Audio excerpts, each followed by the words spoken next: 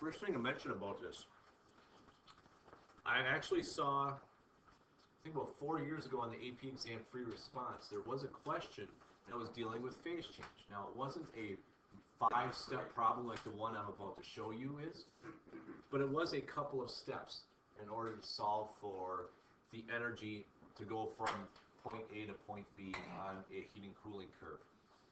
So if we look at the question here, it says you have ice at -5 degrees Celsius, you have to go to 105. On the bottom below the question, I give you all of the known values that you might have to use. Now, one of the things for us to be thinking about as we take the AP test is they typically will not give you every single known value possible, and you just have to pick and choose which ones to use. So remembering back to that AP question about 4 years ago, they only gave students two values because it was a two-step problem. So again, in identification of how do I go about solving this, it's pretty common that you just need to know how to use the values that they give you. So if I go over and solve this one in a smart notebook then, one of the things that we always suggest in Chem 1 is if I start off with a heating cooling curve, remember we introduced this to you last time, where the plateaus are the phase changes, the slopes are the states of matter. Far left-hand slope would be a solid, and a liquid, and a gas. The original question said we started at -5 degrees Celsius. Some students would even ask, how do I know where -5 falls on that graph? Well, the first phase change going from a solid to a liquid must occur at 0 degrees Celsius. So I know it's on that side. The question ends at 105 degrees Celsius. Which, once again, this plateau between a liquid and a gas is 100 degrees Celsius, so that's why I know where that is as well. If I wanted to solve for the amount of energy it takes for 40 grams of ice, 45 grams of ice, sorry, to go from -5 degrees Celsius to 105 degrees Celsius for steam, the reason why we like to start off with this is we can see it's a multiple step problem. Where step number one is going to be going from -5 to 0. If there's a temperature change, we go back to, so step number one, Q equals MC delta T. So the equation that we use with calorimetry and a lot of other things involving heat exchange, if there's a change in temperature, that's your equation that you're going to use. Again, the mass given to me in this problem is 45 grams. The C value of ice I gave you on that slide of 2.03. In my change in temperature, remember that triangle means delta, which is change, which is final minus initial. 0 minus a -5 is 5. I didn't write the units for my C value just because I was running out of room on the side there. But keep in mind that when I solve this, and for now I'm going to ignore sig digs a little bit, that would give me a value in joules. So there's step number one. Step number two is I have ice at 0 degrees Celsius. I need to break that lattice structure, that nice, neat, formal, how it's held together, kind of like how you're sitting right now in a nice, neat, structured manner. I need to loosen that up. There is no temperature change for that. So instead, Q is going to equal, very commonly, the moles times the heat of fusion, which lowercase n is your symbol for moles. In Chem 1, when we did these types of problems, I converted the heat of fusion values and the heat of vaporization values into kilojoules per gram to make life easy for Chem 1 students where they just had to plug in and solve. Heat of fusion and heat of vaporization values are usually not given in kilojoules per gram. They're given in kilojoules per mole. That's the most common way to express delta H values. So we want you to get used to that as well. So in this particular problem, I had 45 grams of water, but I need to convert that to moles. 1 mole over 18.02 grams. And then I can multiply by the heat diffusion value given to me in the problem of 6.01. That's a kilojoule per mole.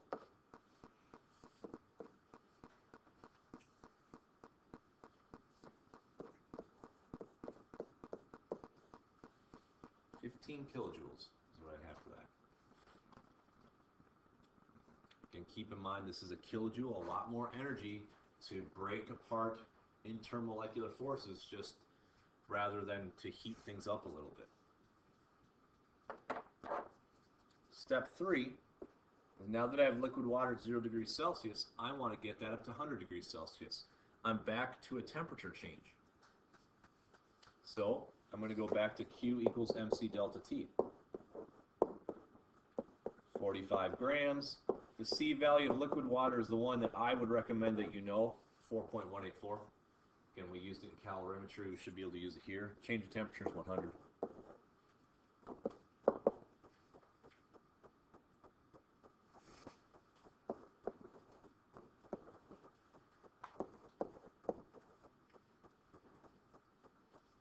I get roughly 19,000 joules. Again, if I was keeping track of 2 sig digs, probably from the 45 grams, I'd probably go to that spot right there. Just like in the first part, I'd probably go to the 100 spot because the 5 degree only has 1 sig dig in it. Step 4, completely breaking all intermolecular forces. The hydrogen bonds of water in this particular example.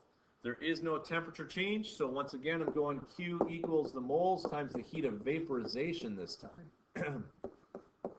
45 grams, 1 mole over 18.02 grams, and I believe it's 40.79 kilojoules per mole.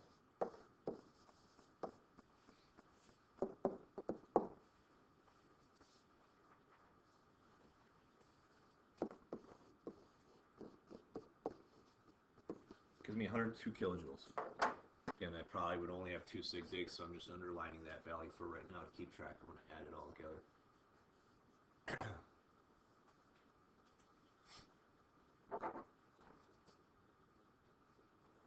Last step is I need to go from 100 degrees Celsius to 105 for my steam.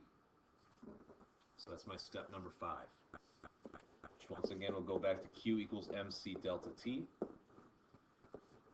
Mass is still 45 grams. C value is 1.99. Change in temperature is 5 degrees Celsius.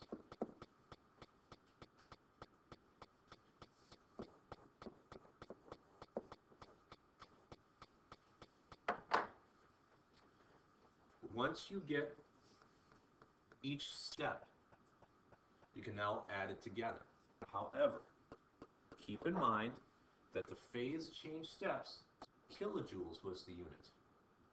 In the non-phase change steps, joules is the unit. And the rules for sig digs is when you add them together, it's whatever digit they have in common last. Sometimes it makes this a little confusing too. If I give you just a round ballpark answer for this entire process, this is going to be around 138 kilojoules.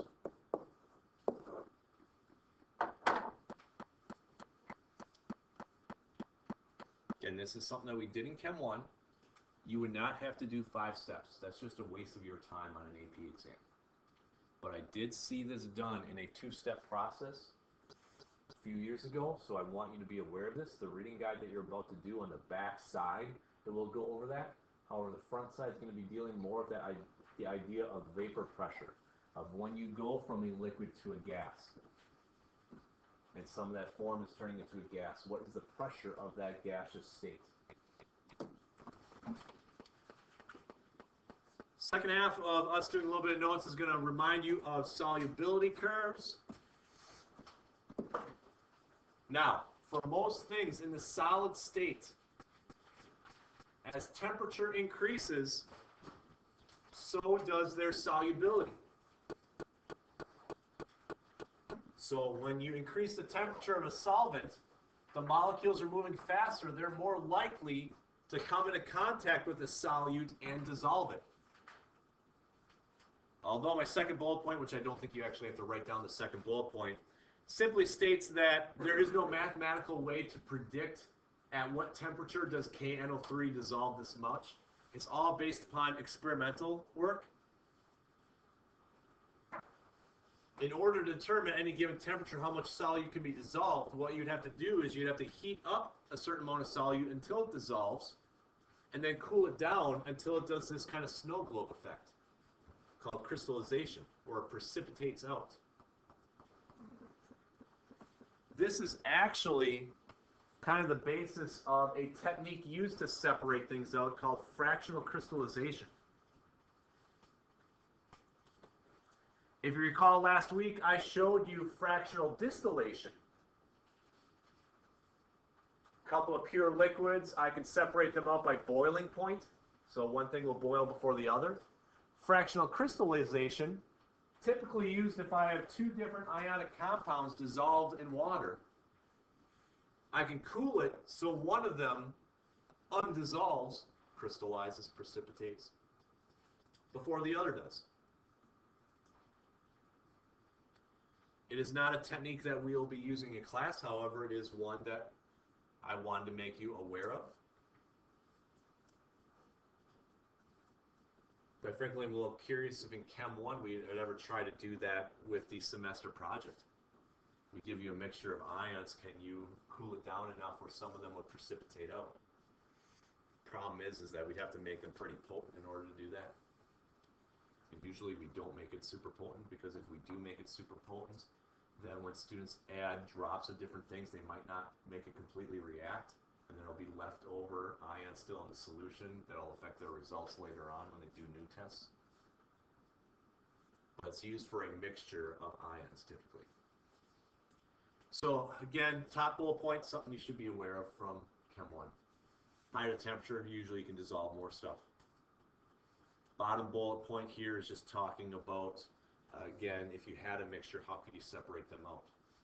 Since we've been going over states of matter recently, we'll cover gases as well. Gases are actually an inverse relationship between temperature and solubility. So in other words, gases are more soluble at lower temperature. And I'll give you two examples of that. First one is when you crack open your nice can of Mountain Dew, which by the way has yellow dye number 5 in it, which is perfectly safe, because if they had 695 different dyes and now they only have 7, it was one that made the cut. Unlike red 39, red 38, red 37, there's a reason why it's called red 40 in the lab, because there's a whole bunch of them that were made before it that didn't make the grade. If you open up your can of Mountain Dew and you don't want to lose its carbonation as quickly, okay, that's when a soda goes flat, is the bubbles leave, you'd want to store it at a colder temperature. Because at a colder temperature, more of the gas can stay dissolved. Remember, carbon dioxide bubbles, which makes a soda.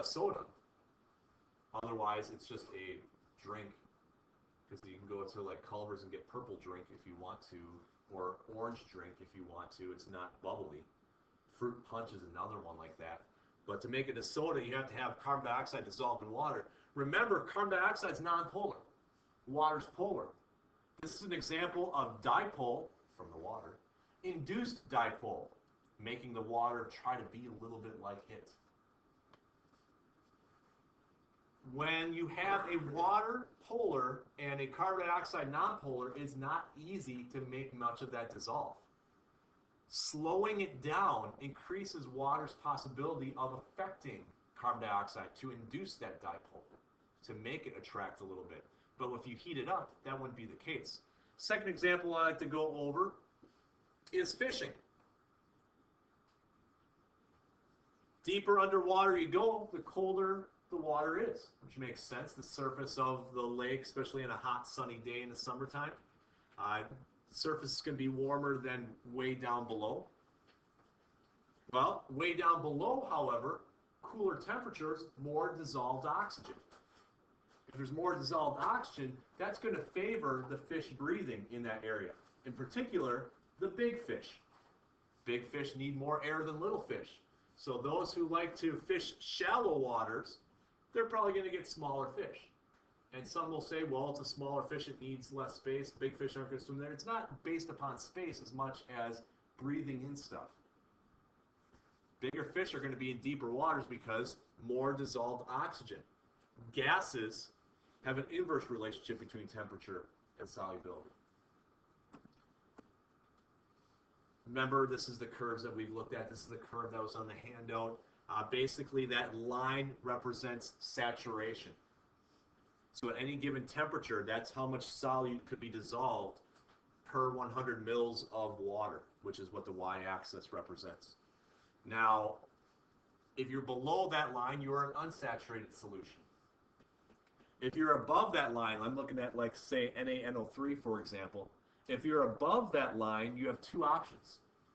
Either you're saturated with a whole bunch of stuff sitting on the bottom, or you could be what's called supersaturated, where you've dissolved more than you should be able to. However, to make supersaturated happen, what you have to do is first get it all to dissolve. And we actually did this in Chem 1, where maybe it was like KNO3. I'm going to pick a point of 30 degrees Celsius and 70 grams of solute. If I just added 70 grams of solute at 30 degrees Celsius for KNO3, I'd be above the KNO3 line, but it wouldn't all dissolve. I mean, you just add stuff, there'd be a whole bunch sitting at the bottom. But if I heat it up, temperature increases, I heat up to 60 degrees, let's say, now I'm below the line. So now I'm unsaturated. With some solutes in particular, if you let it cool back down, same amount of solute can now be above that line again, and sometimes it can stay all dissolved. In Chem 1, we'd show you those little hand warmers that you click the disc, and now it all crystallizes out because you're going from supersaturated back down to saturated. So solubility curves is something I wanted to remind you of in general. Again, you can see NH3 is kind of an exception here. But in general, at an increased temperature, you can dissolve more, and just how to define where those lines are. Last thing I want to leave you with is there is actually an equation. However, I'm going to preface this in saying I haven't seen this equation used on an AP exam. Henry's law is an equation that's trying to show you the solubility of gas based upon the pressure placed upon the solution. So the equation I'm going to show you, I've not seen that math used. What I have seen is this concept being discussed. And with this concept, what it's stating is that the greater the pressure on the solution, the more gas that can be dissolved.